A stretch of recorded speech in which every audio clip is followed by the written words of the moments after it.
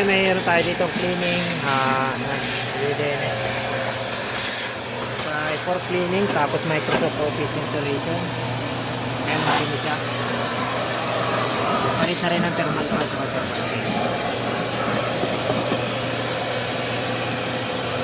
Bali, 2 piraso to. Ito namang isa. Nakakasin niya yung kulay, oh. Yung kabila kulay gatas. Bali, naninigarilyo yung may-ari nito. Puting-puti yung loob. Tapos gatas na dito. Ayan, oh. Hindi pantay ang kulay. Dilaw na. Sobrang dilaw.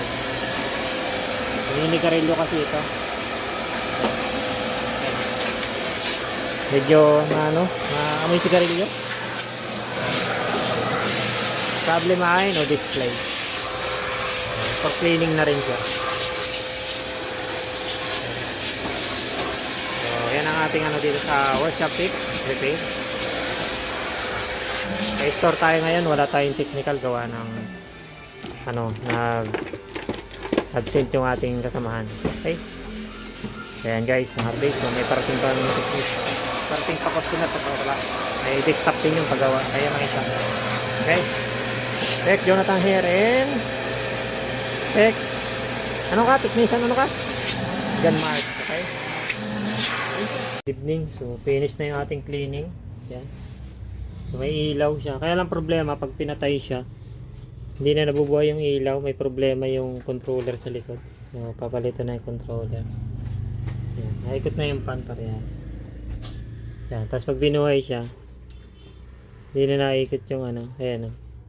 So, gagalawin pa dun sa likod, tatanggalin, tapos parang may issue na yung controller, LED controller.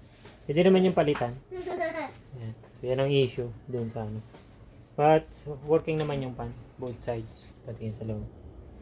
Yan. Yung isa din nating cleaning, ay ito, okay na.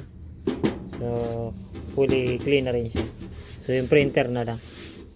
Okay. So, yan ang ating updates. Good evening. OT time para sa cleaning nito. Ayan, pwede na sir siyang makuha. Ayan yung bagong board, bagong palit ng replacement board. Detected na siya. Ayan. Okay, may password.